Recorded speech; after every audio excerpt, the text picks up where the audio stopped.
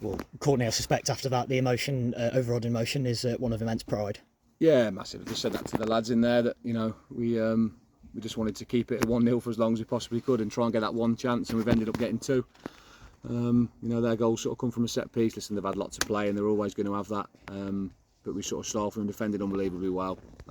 Really organised, determined to kick the ball out of a net. And gives ourselves a chance of getting something out of the game.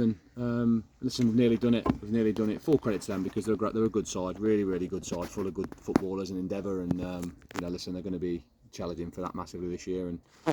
And fair play to them. But immense pride. I think you can't ask any more. The lads said that to them in there. Physically, we can't ask any more of you. You've done as much as you possibly can to try and win a game of football there. And we, shook everyone's hand as they walked in the door. And we can't do any more. And immensely proud of them. Said they've done everything they can, but was it really over after 9 minutes, that red card? You think so? You think so against a side as much quality as that, and then you sort of you're thinking you get into half time and you can maybe rejig it a little bit and reset, and you conceded from a set piece with a minute to go before half time, which is really disappointing. But the lads are on the feet. They've worked the nuts off there to try and stifle them and force them wide, just to stop them coming in between the lines and getting clear chances on goal. And that was sort of the message to them. And listen, it's difficult. You're always going to concede. I don't think we're ever going to not concede a goal there, and to keep it at one, I think we've done really well. And to try and keep ourselves in towards the end of the game, where for then the game sort of flips on its head. Then for the last 5 or 10 minutes, there, then thinking if we do make a mistake here, so they sort of took the pressure off a little bit. And we've had them 2 chances. Joe's a fantastic chance, and you wouldn't want it to fall to anybody else. Obi and then Barber's headed right at the last kick of the game, which is a fantastic delivery from Jonesy. And just not meant to be. But we can't praise the boys enough for what they've done there. It's an unbelievable shift. And said that to them in there. They were a brand new group of players. There were 7 or 8 debutants on Saturday. More tonight, and just that togetherness, to have that so quickly. Testament to the boys, because they've just bought into what we asked them, the environment that they've created for each other straight away, and they've got to take that into the next few games. They've got to take that togetherness now and something they've built, and they've got to build on it and take the positives out of a loss. And there's plenty of positives in that, definitely. Have you had a chance to talk to the officials about, I guess, the 2 decisions really, the sending off of Zaki and then the non-sending off of their defender when Josh is running through?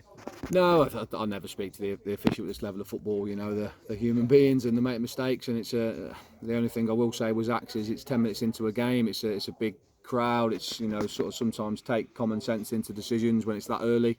I've seen it back. It's definitely not a red card. Saw footage of it twice, so it's definitely not a red card. So that's disappointing. But I think the other red cards in the game were red cards. Jack's tackle's reckless, and their lads reacted to it because it's such a bad tackle. And I think the one with Josh, I don't think I was in line enough to know that it's a red or not. He's last man. He's been brilliant, Josh, on the shoulder, and created himself a bit of a chance. So with that one you're unsure, but you don't want to see anybody sent off. You want these games to be open and free flowing, and that's what it deserves to be. You've got 2 good sides that the staff know each other really well. We both get on with each other.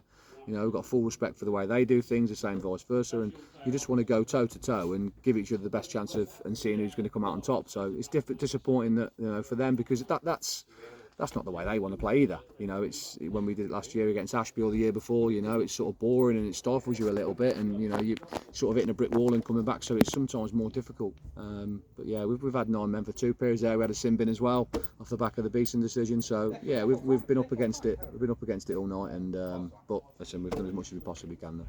And I guess you found out a lot about lads' character tonight as well.